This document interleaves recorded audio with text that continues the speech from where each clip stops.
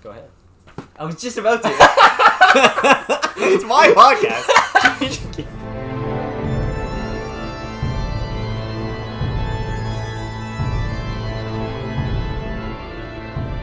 Hi everyone, welcome back to the Feature Length Podcast. For some of you that have never listened to the Feature Length Podcast before, welcome for the first time. This is a very unique thing we're doing. And for those of you who have listened before, as I said, this is a very unique thing that we're doing. Special little sub-series. We're probably going to do a few more of these on the podcast channel to host some like specialty topics. So for listeners new and old, my name is Marco. I'm one of the usual co-hosts on the Feature Length Podcast. But today I'm joined by a very special guest who will be joining me on the next however many number of episodes it takes us to get through this book. That's my younger brother, Dante. Say hi, Dante. Hey guys, what's up? Dante checking in. Hey chat, how's it going? F's for respect. F's for respect. Yeah, so what is happening on the Feature Length Podcast with this sub-series is what we're doing here. It's a little bit of a book club. We're doing a little Feature Length Podcast book club. So to give some context for what has happened here, Dante is in the 12th grade, right? Yep. Yeah, That's right. just checking. And Dante, as a part of his 12th grade ISU, if you don't know what that is, it's a project, end of year project. Independent study unit. Yeah, the independent study unit, yeah. Has to read a book and then do like an essay and some type of presentation on it, whatever. That's right. So we are, well, okay, let me start with this. So the book you picked is what? Frankenstein by Mary Shelley. Frankenstein, which I will refer to through the rest of this podcast as the modern Prometheus, because... Yeah, it did reference that, of course. Yes, because of course, and we'll get into the modern Prometheus. Yeah, I need you to explain that. and why that's the subtitle of the book, and also why that's probably should be the main title of the book, given the way that the Frankenstein, what do I want to say, lineage has been absolutely destroyed by 1930s Hollywood. It's making it something that it's not.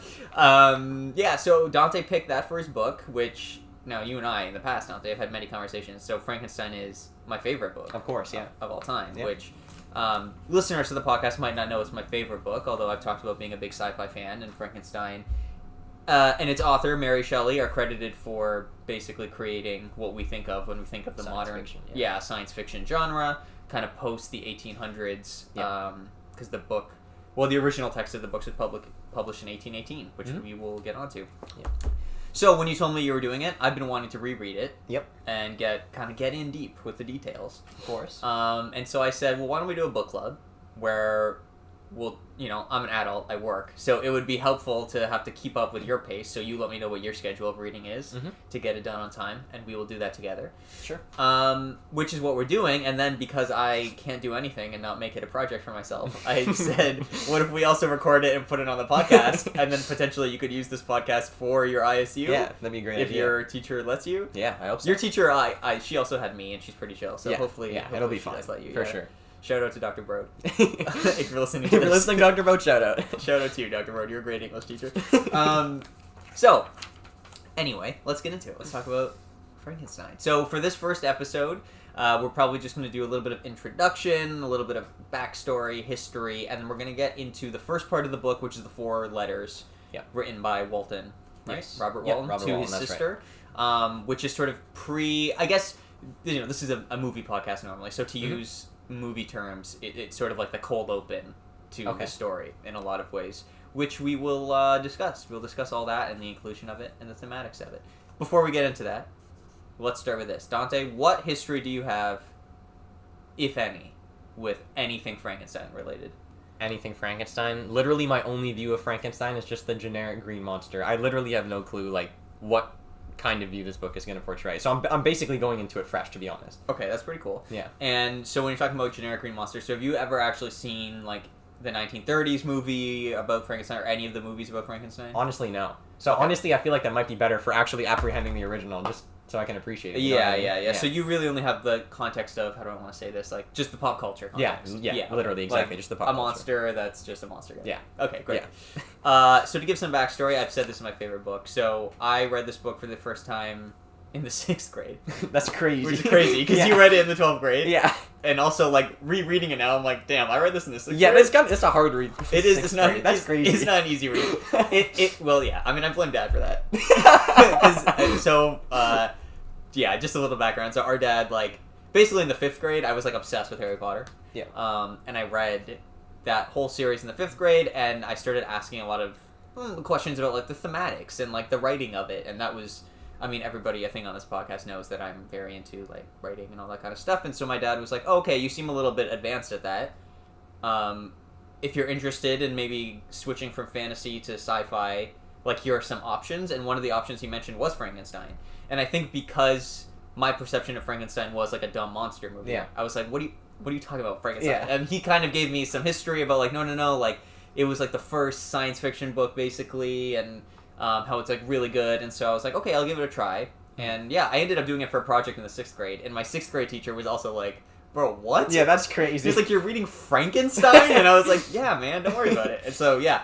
But that's so cool, though. I've reread, like, passages and parts of it Mhm. in the years, but I've always wanted to sit down and do a full rereading. And I'm really excited because for one Christmas... So Frankenstein is a book because it's my favorite book. People on this podcast know I'm, like, a physical collector.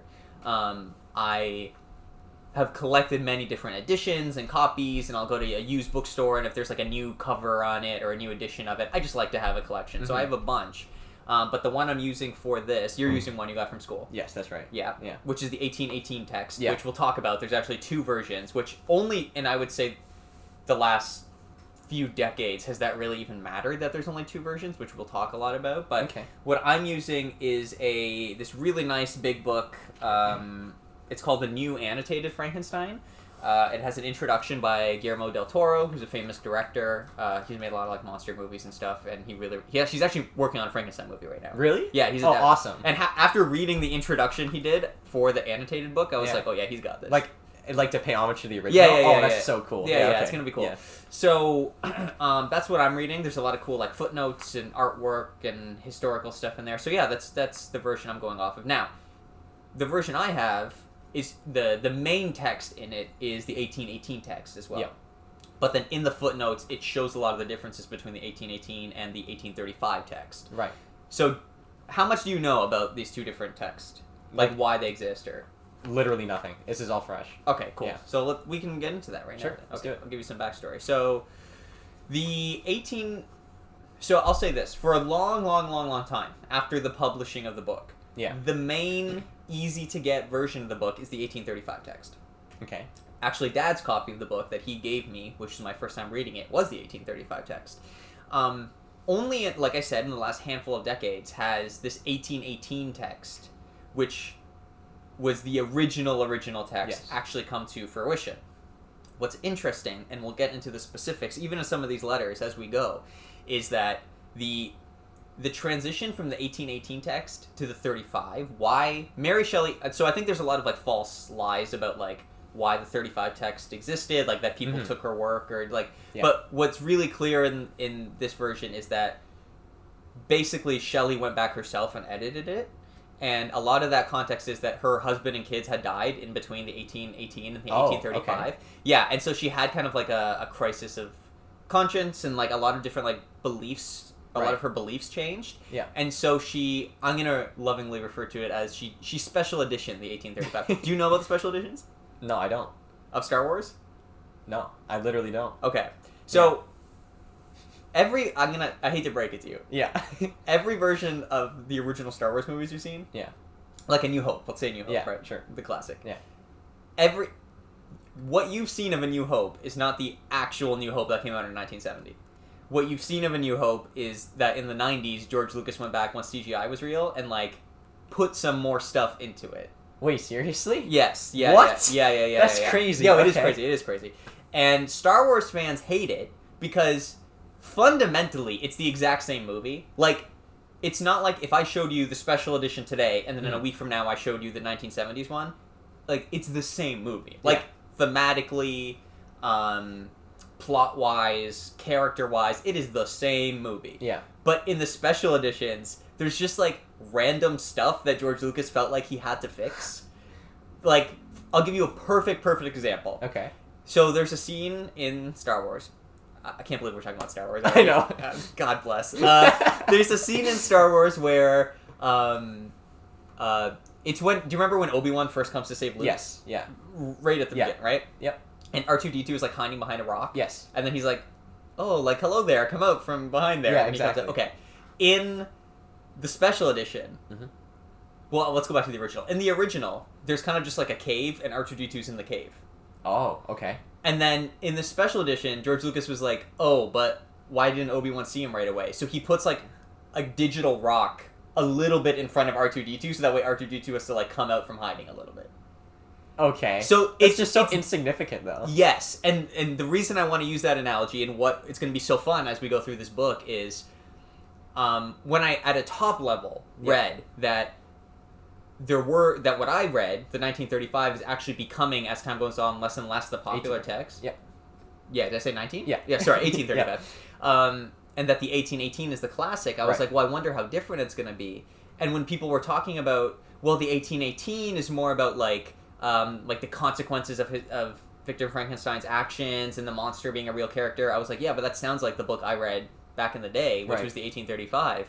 And what I've discovered, at least so far with these changes, is that they're very special edition changes. So when she went to the 1835 and made the edits for that one, they were very, like, making, let's say, word choice changes or paragraph changes or inserting sentences to, like, clarify something to try to make the worldview of the 1835 feel different, but at its core, similar to the Star Wars thing. Same plot. Yeah, same it is yeah. Frankenstein. Yeah, like, it's exactly. not a fundamentally different book. So, for those of you out there, like, if you have read Frankenstein before, and you're curious about which version you read, I would say it doesn't really matter from so far. Yeah. We've only read the 4 letters so far, in my reread and your read.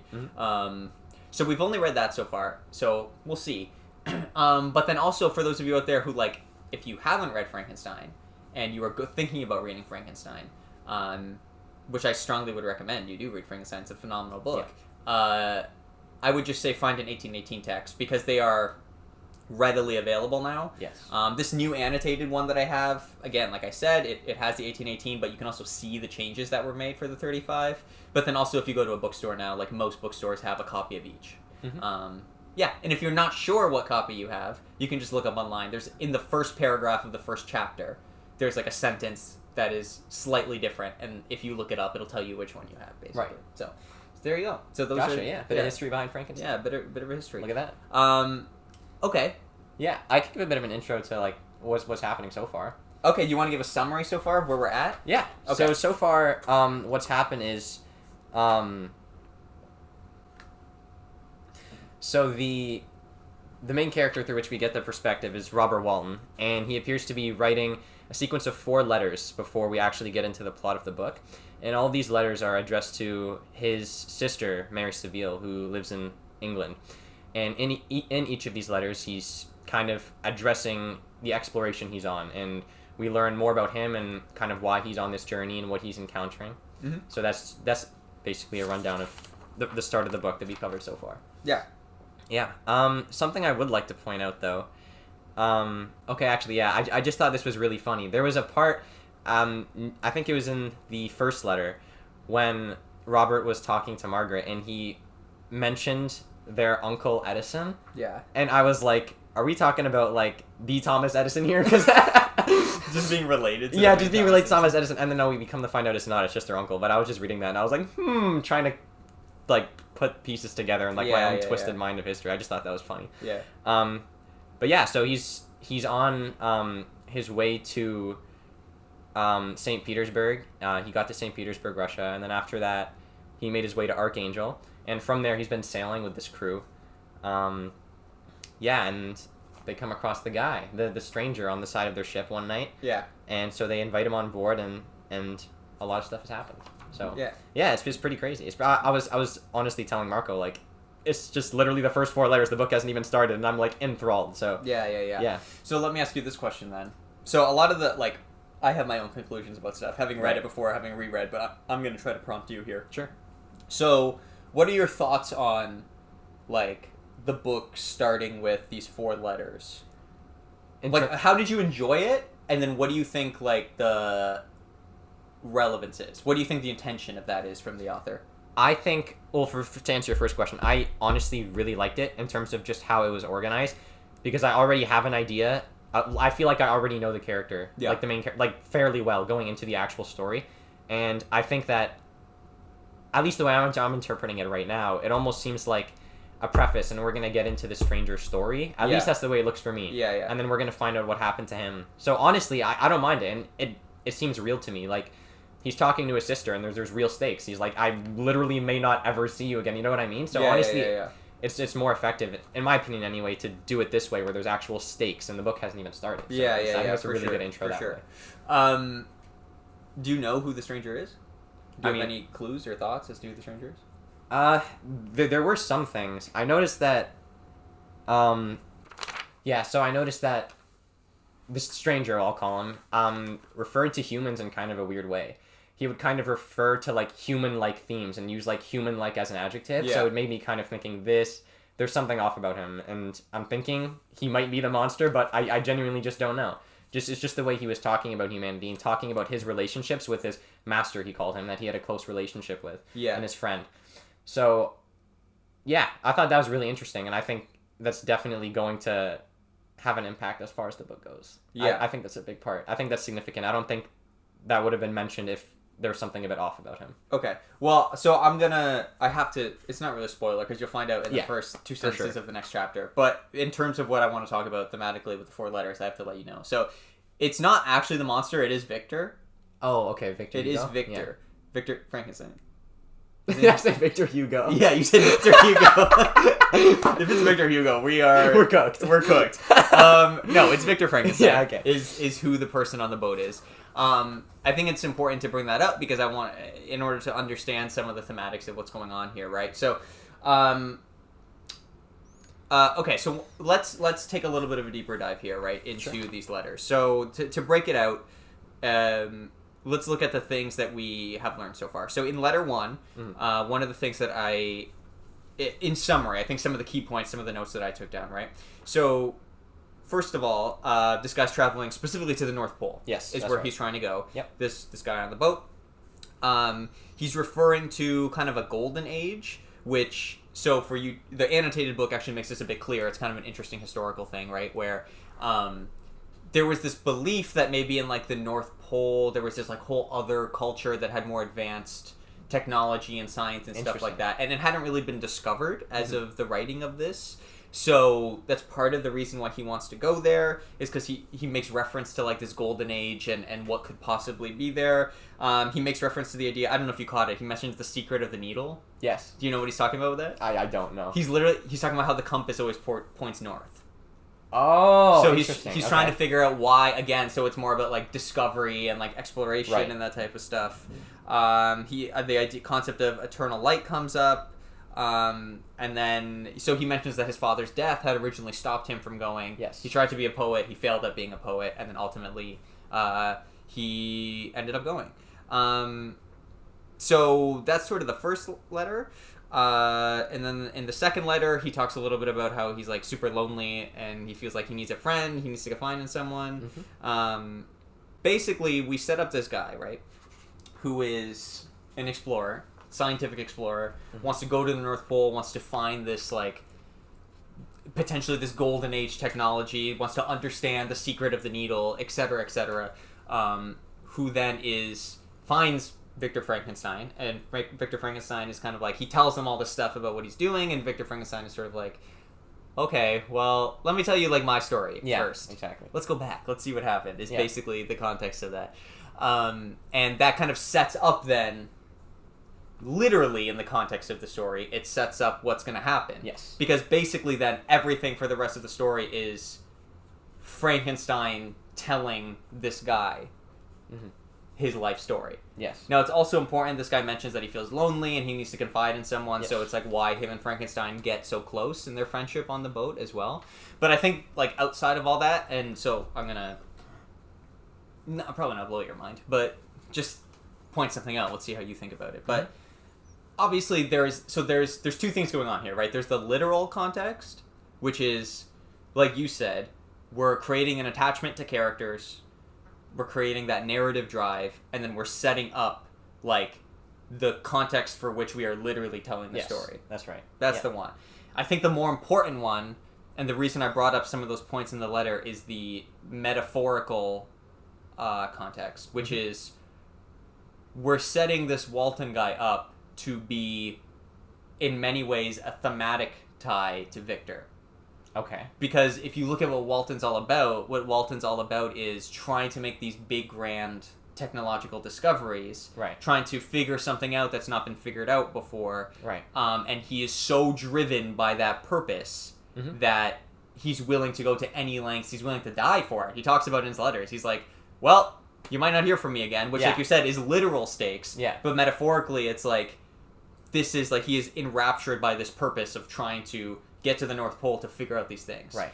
And so it's so interesting that you really know nothing about what this story is, but I'll just say, without spoiling, like, thematically, that's really, really important, because so many of those characteristics are true of Victor himself. Right. In wanting to create life. Yeah. For sure, I could see that. 100%. Right? So it's interesting, the reason I say cold open. Have you seen any James Bond movies? No. Oh my god, you're so I know, I gotta get educated. You're so small. I can't believe this. I don't even know how you exist.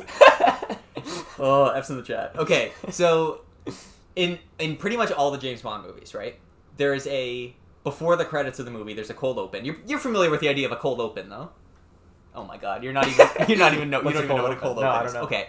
In pretty much every James Bond movie, it starts with the end of some adventure. Okay. It's like you're in the middle of the action, Oh, James Bond is there, okay. there's a big thing, a fight, a whatever, and then we get the credits. And it's like, this is how we got here. No, not this is how we got here. Really? It's the credits, and then it's like, it starts with, alright, and now let's get into the plot of this movie. So interesting. The opening of every James Bond movie, plot-wise, is not actually connected, usually, to the rest of the James Bond movie. Okay, so why are those openings there? Well, there's two reasons, right? There's the filmmaking perspective reason, which is pacing in a movie. You always want to start with something really interesting. That way, when you take the time in your first act to do a setup, the audience isn't bored, because they're still excited from that thing that happened. Okay, so there's that reason. But then there is the storytelling, and when I say like filmmaking versus storytelling, I mean like thematic relevance. I'm talking about like purposeful relevance, not just keep the audience entertained. Right. So a lot of what you talked about with the stakes of this guy on this journey is keep the reader entertained. But similar to the James Bond thing, right? The reason those James Bond openings happen is to set up a thematic relevance to the rest of the story in terms of what the story is going to be about, what we understand about this character, bringing you in right away. So I think what's cool about using these letters as a cold open, and like Walton will come back because effectively he is telling Frankenstein's story, like he will come back as a character, so it's not a total cold open where it never matters again. But thematically it's cool because it gives you this very quick hit right at the start of the book of like, what are we talking about? Like, we are talking about being driven almost to madness by the need for scientific discovery or inquiry. And then Frankenstein is there, and he's very like, well, let me tell you something about that. Exactly. Yeah, exactly. He's gonna drop a bomb on him. Yeah, 100%. Honestly, to that point though, that makes me think of some of the things I highlighted as well, or just like took away from reading. I noticed that specifically in the first letter, he made reference to heaven when referring to three topics, and that was the new lands he's speaking of up north. Yeah. His enthusiasm for the journey, and his poetry, and the purpose of leading him to his journey. So all of the things that he's kind of putting in like that higher space, that like sacred space, involve his journey. So like it was clear to me immediately. I was like, okay. Say that again. Sorry, say the three things that he references it with again. Sorry. The new lands he speaks of up north. Yep. His enthusiasm for the journey going north. Yep. And how his poetry led him on his journey to going up north. So okay. they were all related to going up north. Okay. And there was not a mention of anything related to that until the third letter again, when he met his friend, and he was talking about his love for his friend, and it was almost like he said he had a halo on his head. It was some heavenly body. He described it. So I made that connection, and I was like, his friend is almost as important to him as his journey, right? And I was like, okay, this... that also ties into him saying how lonely he is. Exactly. Then also there's, again, going back to the thematic tie, right? If you're talking about everything that he referenced in the first letter about discovery being this, like, heaven-like thing, and then for Frankenstein to show up on the boat and for him to be the arbiter of discovery. Yes. Like, because this is after the events of the book. Right. So... That's another interesting thematic tie. That's a good catch, actually, that puts those things together. For sure. I think while we're on this topic, this might be a good time now to also talk about the whole like modern Prometheus thing, because you also didn't really understand. Yeah, that, I did right? not explain that. Okay, You explain that. Do you know anything about that? Prometheus? I learned him last year in history, but he's gone now. I don't remember who this guy is. Yeah. Prometheus is totally gone. Okay, so this book is called The Modern Prometheus. Now, here's something really interesting. Okay. And this is where we should get our sister on the podcast, because she's a history nut. Yeah, She could talk more about this. I didn't even know this until reading the annotated version. There are 2 myths of Prometheus. Okay. So most people only know the second myth. Okay. And the second myth still applies. And my whole life I thought she was referencing the second myth. But she's not. She's actually referencing the first myth. So let's talk about this. Interesting. So, Yeah, what's the difference? The second myth of Prometheus is that Prometheus is this dude, I don't know, maybe he's a demigod, whatever. Mythology. You know what I mean? Just random mythology things. I forget now too. It's been too long. Who stole fire from the gods. Okay. So fire symbolically is like the power of the gods, right? Yeah. Who stole fire from the gods and gave it to man. Okay. And then was punished for it. And the idea there is like he's taking this godlike thing and giving it to man. It's almost like if you also think about from the religious perspective, right? When the story of creation and Adam and Eve, it's almost like the taking of the apple. Like it's like man used to be divine, right? In the sense of like unbothered by these things, and that by giving fire to them, it like turned them into something that they didn't need to be, and whatever. So it's almost an original sin kind of myth. But the idea is to put Prometheus in this role of like the person that did that, right? Right. So that as the second myth, it still makes sense with the story of Frankenstein. Because okay, if you think about like God as the gods as the giver of life, and Frankenstein is about a guy creating life. Yes. Okay, that makes perfect sense. Sure. That's not even what she's talking about. Okay. Enlighten me. The first myth of Prometheus is a little bit different. It's about a man who sculpted Prometheus who sculpted beings out of clay and then stole fire from the gods to bring his beings to life. And as such, and then there's a line in there about like he was like whipped and tortured for all of humanity. Actually, one sec. I'm going to find the line. Sure. Okay, yeah, so the quote is, the myth of Prometheus, quote, Prometheus made men of clay and stole fire from heaven to animate them. For this he was chained by Zeus to Mount Caucasus? I don't know how to pronounce that. Where an eagle preyed on his liver daily. So the idea is more there, again, the difference of the myth, right, is the second myth, which still applies, is a bit more... And I don't know if it's actually 2 different myths or if it's like the original myth and then it was changed over time. Right. Like, I don't know. But the second one, which is the one most people are familiar with, is almost about this, like, this universal bad. Like, the bad that happened because of the stealing of the fire. Right. Whereas the first myth is a bit more like, no, the bad of this person. Right. Like, this person that thought he was godlike and stole fire from the gods and then was punished for it. Right. Which, again, I don't want to get into spoiler territory. Yeah. But is so much of this book, and why, like, I will do my best to refer to this book as the modern Prometheus, because thematically that's what this book is. And seeing Walton, like, through the eyes of specifically that first story, it honestly kind of makes sense if you can see Walton as kind of like wanting to deliver humanity to this truth. Yeah. And in so he wants to take the technology and whatever advancements he's looking for up north to do that. Yeah. So you can kind of see that, and now that I hear that, it kind of makes me think, oh, this is gonna bite him back really badly. But exactly. That is, and that ties back into the thematic relevance of starting with these letters. And it's all tied together in that way. Sure. So, okay, at this point now, I would like to maybe talk about some of the differences in Mary Shelley's worldview. Sure. Because I think it relates to this, and we see this a lot in some of the language and stuff. Do you have other notes you want to get to first, though, before we do that? I would like to add to... Or do you have any questions, actually, as well? Because... Oh, you know what? We'll save Dante's questions to be a segment in all of this. Sure, Because you often have very silly questions. I'm very lost a lot of the time. Yeah. So we'll save that for the end. Okay. Okay. Do you have any notes to add before I do my Mary Shelley changes section? I did want to add one note, and it came from the footnote and when I was reading. Uh-huh. It explained a reference to the land of mist and snow. Okay. It was when Walton... he referred to being up north as the land of mist and snow. And I did a little bit of reading just because I was curious. And it refers to a book called The Ancient Mariner, written by Samuel Taylor Coleridge. And it tells the story of the misfortune of a seaman and Walton is currently on the sea trying to go to the Yep. north, and this particular seaman shoots an albatross, which causes despair for himself and his crew. Mm-hmm. And you hear Walton specifically state, quote unquote, "I shall not kill the albatross." So he's definitely trying to prevent any negative things that come out of this. Yeah. But at the same time, I don't know. We have to see what happens. Yeah. All right. Let's get into some of these changes. Sure. So, actually, before I bring up the changes, let's talk about Mary Shelley a little bit. Sure. This is maybe a good time to kind of go back and talk about Mary Shelley and her worldview and all that kind of stuff. So, do you know how this book was written? It's kind of a weird question to ask. I actually did learn about this. Dr. Broad, if you're listening, this is all you. Yeah. So there was, from my understanding anyway, feel free to completely take this apart, but there was... I'm pretty sure your teacher knows what she's talking about. But yeah, I don't know if I know what I'm talking about. That's continue. But yeah, so there was one night when Mary Shelley was snowed in with a few people, and it was storming really badly. So they started gathering around a campfire for warmth, but also to tell stories. And they wanted to see who can create kind of the most elaborate fiction.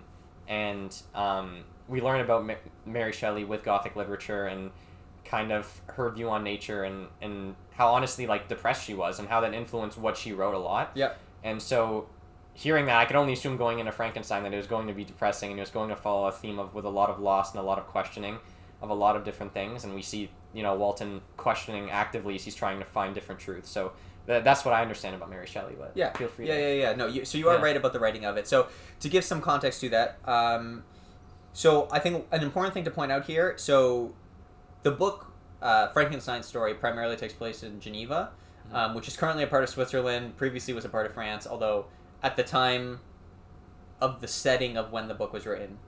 So the book takes place in the 1700s, she wrote it in the 1800s. In the 1700s, it was actually its own state.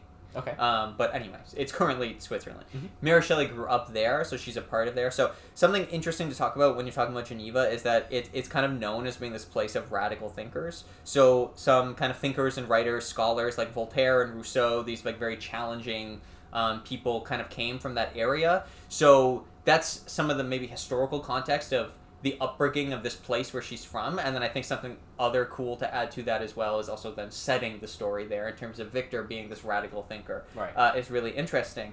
But I think the other key thing to talk about is that it was written in what's called the Romantics era, the era of Romanticism. Do you know anything about that as well?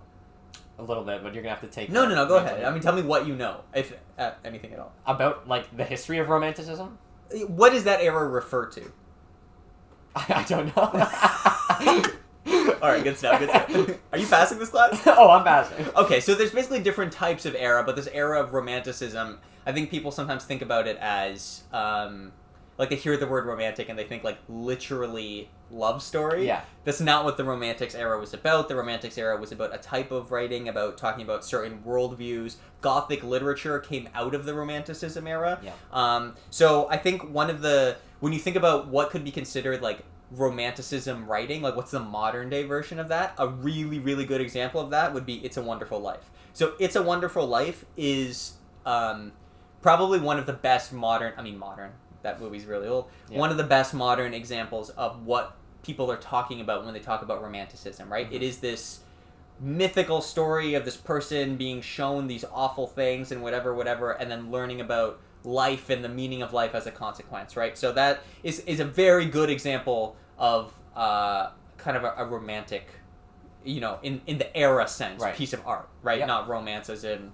liking someone. So the reason it's important to talk about this, there's a really great quote here from the introduction in this new annotated version by what's his name? Guillermo del Toro. There's a really good quote here where he says, quote, "Unlike Milton, she," meaning Mary Shelley, "doesn't bemuse the loss of paradise, but rather reveals to us that there never was one," end quote. So when he's saying unlike Milton, the loss of paradise, there's a famous story called Paradise Lost, which is also a romanticism type of story. But so basically what he's getting at here is that at the time of her writing this in 1818, her worldview was built upon this idea of, just like he said, there isn't a paradise to be lost. There never was a paradise, right? It's about revealing this cynical worldview about how people who are how do I want to say this? Who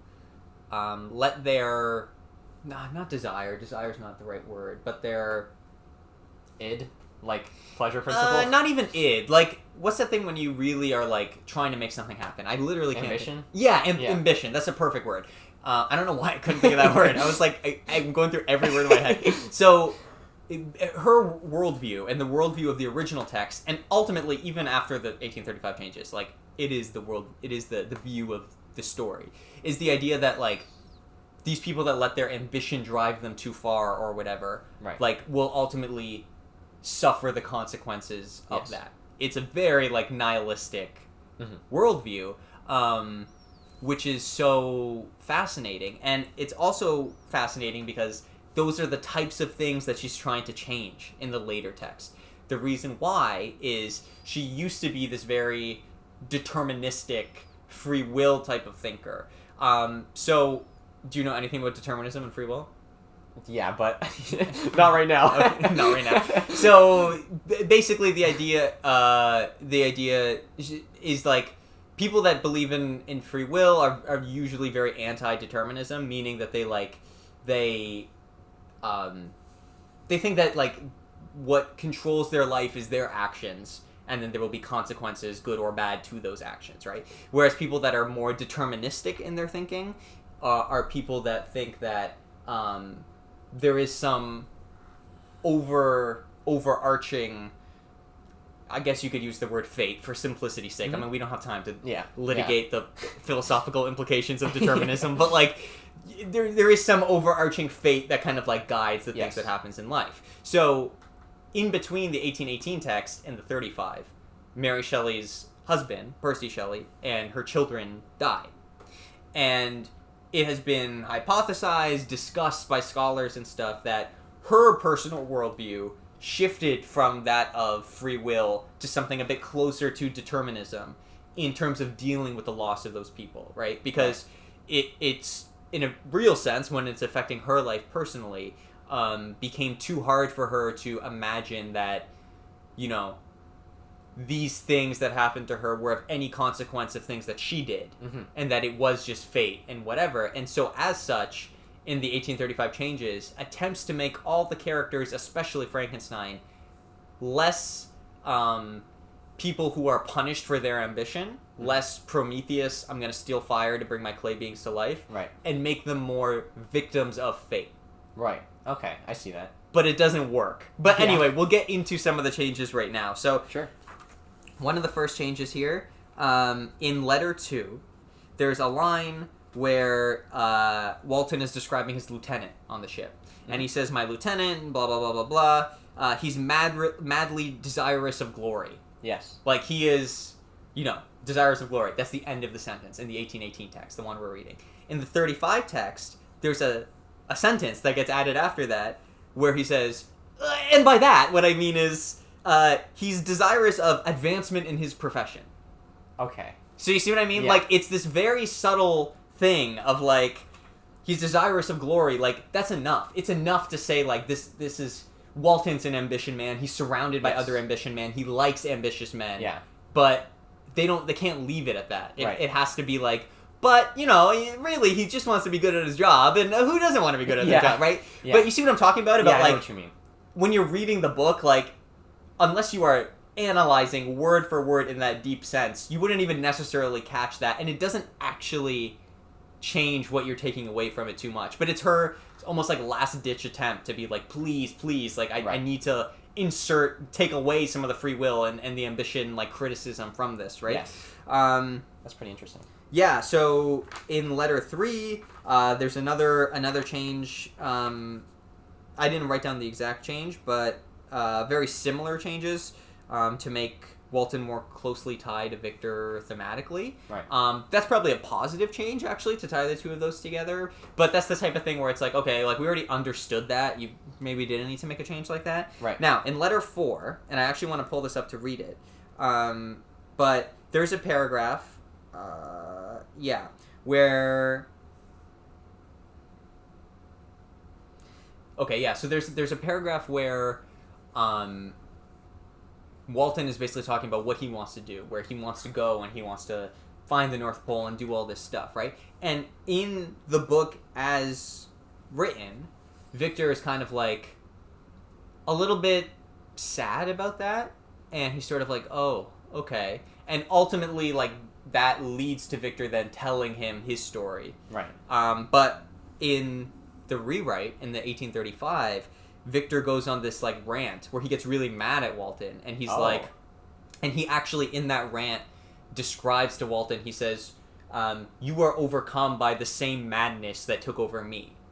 Oh, and wow. this is the start of, I think, the worst change of the 1835 text, which is Mary Shelley trying to retcon. Do you know what retconning is? No. Retcon stands for retroactive continuity. It basically means when, like, something existed, and then you're now going back and you're trying to, like, change the way that thing is viewed. So it's like in a story, if, like, Darth Vader being Luke's father is a retcon. Because in A New Hope, it's like Darth Vader was just Darth Vader.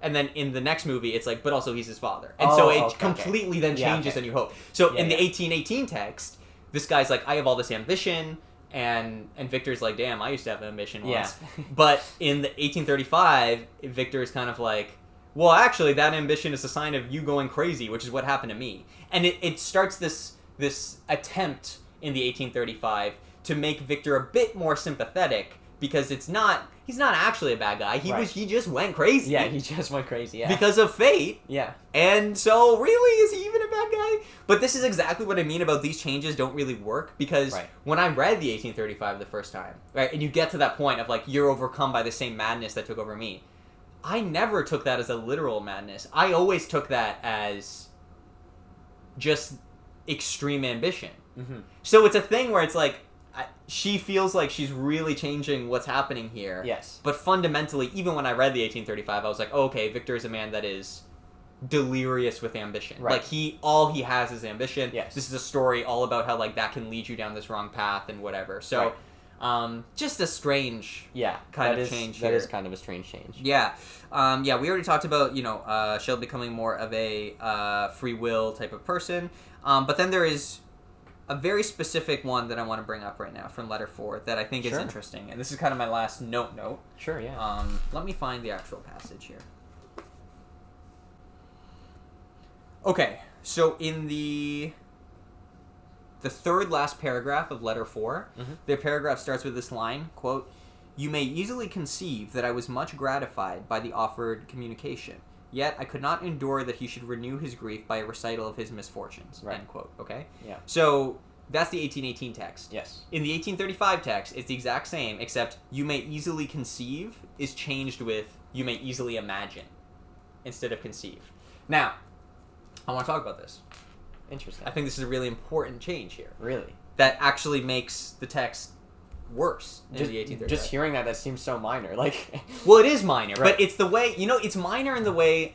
Dr. Broad's going to love this if she's listening. Okay. You know how English teachers always get flack? There's, like, the meme on the internet of the English teacher asking their student, oh, why are the curtains blue in this story? Yeah. And then everybody's like, well, is it because the character's depressed? Is it because of this? Is it because of... And then somebody will come along and then, like, the author comes along in the meme and they say, I don't know, I just have to pick a color for the curtains. Yeah. And it's basically saying that, like, English people read too much into this stuff, right? Mm-hmm.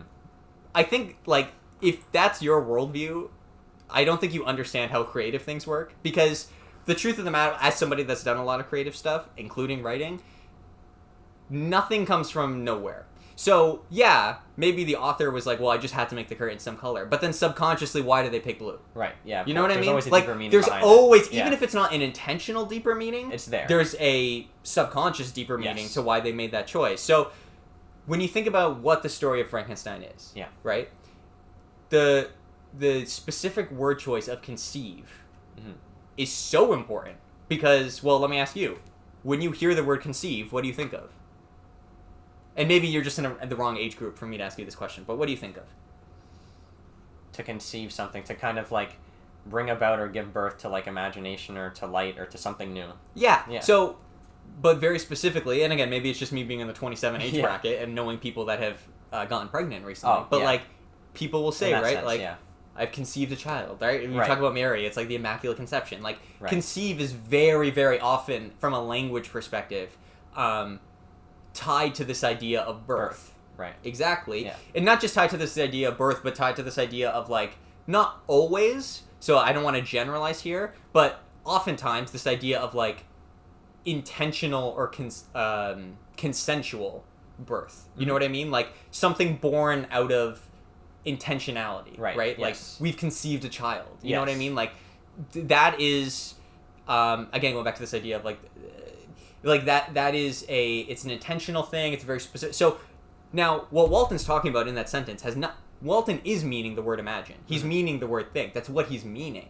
But the use of the word conceive there is so much, for me, so much stronger because it's so thematically tied to what this story is about. This story is about conception. Right? And so that word choice in the original text is so much better, and I think it is such a small thing that offers such a big consequence of, like, that Frankenstein conceived, like, the conception of life that happened from Frankenstein's end, Yes. and the way that it ties into all of that, and changing it to imagine then takes this thing that used to have multiple levels of meaning and that was restricted, and it turns it into just what Walton's talking about in that sentence. And I would say, and I'm so curious, and this is the last note I have on changes for this, but Sure. I'm really, really curious now, and I'm so excited that I'm reading the 1818 text because it's going to be fun to get to deep dive and see those word changes, and in a very George Lucas special edition kind of way, realize that, oh, you actually may have softened the not the overall message, because again, the story is the story. I still understand the story, but you took something you took something that was, so we just talked about Great Gatsby, you and I. Yes. Yeah. Because you read it for school. Yeah, exactly. What was your takeaway of that book? You tell me. That book, I mean, it was it was a decent book. The plot was fine, but I noticed that specifically a lot of the things that built meaning for me, and now that we're having this conversation, is the way that F. Scott Fitzgerald took the time to set up the scenes. It was everything that created meaning was intentional, and it was unique. And looking at those word choices, when you mentioned conceive, when you in comparison to imagine, and now I can see that actual how there's so many different possibilities and so many connections with the word conceived and how that differs from imagination. I thought particularly that was done really well in The Great Gatsby for actually creating that mood that can be felt. Yeah, I totally agree. And I think, and what I'm really driving at here is, you and I think, share the same conclusion that The Great Gatsby is a fine book that is held up by fantastic writing. Yes, exactly. And I think the existence of the 1835 text of Frankenstein, and the fact that that text existed for so long, maybe in some ways, I don't want to say held back, because this is a classic. It's taught, people know this, but I don't know if it always is given the literary credit that it's due, and some of that might be because in this first version, you have these incredible, like, something as simple as using the word conceive that then gets changed to imagine, that for me, somebody coming at it from the writing perspective, that's like the difference between an A and a B. Like, that second sentence, the 1835 sentence, that's a B sentence. Yeah. The meaning of the sentence is there, it comes across, it's well written, it's well structured, fits in the paragraph, I know what we're doing, it's a great introductory sentence to the paragraph. Yes. What makes that an A+ sentence, and what so much of this book is an A+ is because of just that one word choice, where all of a sudden it's like, oh, I see what you're doing. Yeah. Like, I see, and especially because these first 4 chapters are nothing if not a thematic appetizer, if you will. It's a little, it's a little, let's get your palate ready for what this main course is going to be. I just think, it really softens it. So I'm excited to see what more of the changes are as we do more of these episodes. Yeah, I'm excited too. I think it's going to be a lot of fun. All right, before we get into our Dante's Questions segment, do you have any other notes or talking points you would like to bring up? I would like to mention that the point in the story where Victor Frankenstein was given the choice to get on the ship, and I wrote down that I thought it was peculiar that he asked where the ship was going before stepping on, which it made it so that Victor was seemingly willing to accept death if the destination was not favorable. That's the way I saw it. Ooh. And I read that and I was like, he would rather freeze to death than possibly go to somewhere he didn't want to go. So that kind of made me think, okay, he's really laser focused and really ambitious, and I immediately made that connection to Walton. It was that sentence for me where I was like, okay, that connection's really distinct. That's good. That's good that you picked up on that. Also, I would say there's a really great literal reason that's in there. And by literal, I mean like later in the story. Interesting. Okay. We're going to tie back. We're going to catch up to that. And you're going to see basically why that was his state. Right. In terms of getting on the ship or not. So you're right. There's that great thematic relevance. But but there is an interesting literal connection. So a question I have for you. Mm-hmm. Did you catch in the letters that they actually see two different people? Yes. So okay. Yeah, there was the first person that they saw in the distance, and they described him normally, and he was fine, and it was just a human. He was on a sled. Dogs are pulling, but their ship was confined. They couldn't get off their ship. You mentioned that they wanted to go see what was happening because they hadn't seen any other people besides their crewmates, you know. But then they waited, and the next morning when their ship was free, or I think it was just getting to the next morning, coming out of the night, where they found Victor Frankenstein next to it, and they said that he had a very similar sled. They used the word sledge in the book. They had a very similar sledge, except Victor's only had one dog, and he seemed to be like, you know, basically on the brink of death. But I did catch that, So for sure, definitely two distinct people, which, of course, it gets me wondering because I want to know what happened now. So yeah, I mean, I think so. Where we're at, kind of from a plot summary perspective, right, is that this boat that's traveling in the north sees somebody. They're kind of like, "What's up with that person?" And that person leaves, and then ultimately end up picking up Victor. Yes. And Victor has basically said, you know, if you're not going in the right direction, whatever, leave me to die here, but they are going in the right direction. And after hearing about Walton's ambition and this scientific discovery he wants to make, is now ready to tell him his story. Right. And that's kind of where we're at. All right. Yeah. Let's move into the Dante's random questions segment. Random questions. Honestly, for once in my life, I'm not, like, extremely confused. This is pretty great. Okay, great, good. Usually I have a line of things to ask. As far as what we've read, though, without giving too much away, I just noticed this word choice, and I know you just talked about how important word choice is, so I feel like that this might be relevant. There was something that Victor Hugo said. Victor Frankenstein. Or sorry, Victor Hugo. Say Victor Hugo one more time. Victor Hugo. Yeah, so this is something that was referenced when he was talking about. So yeah, this is what Victor Frankenstein was referring, the person who had the other sled. This is what the term he used to refer to him was, from what it looks like to me, demon. But the spelling is similar to Old English. We actually just took this lesson, Dr. Brode. The mixed A and E, M-O-N. Yeah. Right? And I wanted to ask you, like, if there was significance behind that, or if later the fact that if this word choice of demon has any hate behind it. Because he mentioned how much he loved his friend and how much he's sad to be apart from him, but was there some hate there? You know what I mean? Between him and that person? I mean, I guess we're going to have to read to find out most of it, but... Sorry, what Victor is referencing about a friend that he had? Or what? Yeah, Victor Frankenstein, when he's on the ship and he's with Walton, he's referencing this demon, he calls it. And it refers to the guy on the other sled. Okay, yeah. Yeah. And so I was just wondering, that choice of demon... Of demon? Does that have... Is there any... I don't feel like there's any hate in Victor's heart for the other person. He seemed to just talk about him as if he was a dear friend, and he's really sad to be apart from him. But, I don't know. I guess it's that kind of extra layer put in there where I'm like, was there something that happened? Well, yeah, I mean, I'm not going to spoil... Yeah, I'm not going to spoil it just makes me wonder, though. Who that person is on the other sled. But I will say, I don't know if... it's an interesting reading, I think, if you're reading into it, that he feels... Yeah. I'm not going to answer this because I don't want to spoil it. But I do think, though, that the fact that it was only mentioned once is just to let you know another layer of the story that's not important right now. Obviously, like, relating to Walton, too, and Walton wanted a loving companion, and Victor similarly had a loving companion, and there was a great relationship there. I feel like it's very centric right now on, like, okay, obtaining that relationship that can help the thinking mind, you know, continue forward even after a lot of, like, loss has happened. So I do think it was a very minor thing, and maybe it's just like a little splash for some details later. Do you have the full quote? Because I'm curious what makes you think that it was like a loving friendship between Victor and this person on the other sled. Yeah. Because we can analyze that part a little bit more. Sure. it was mostly, and you can correct me if I'm wrong, so I have a better viewpoint going forward, but it was mostly this section right here. Okay, read it. And I believe this is Walton talking.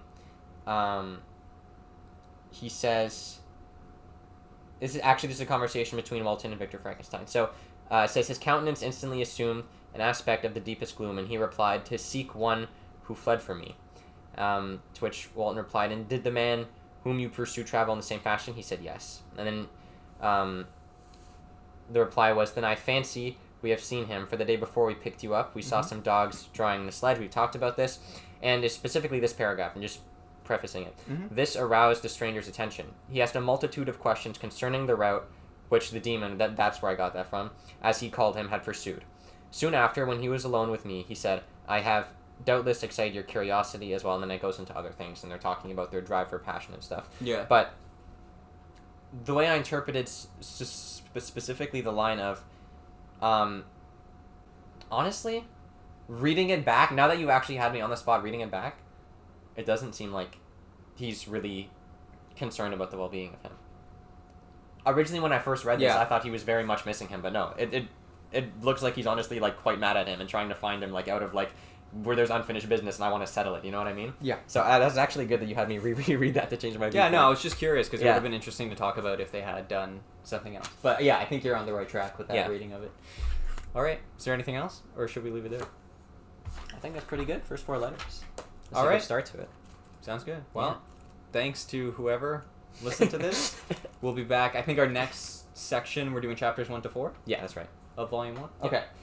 So yeah, we'll be back next week with chapters 1 to 4, getting into the introduction of Victor's actual story himself. Sounds good. I'm excited. Can't wait. Yeah.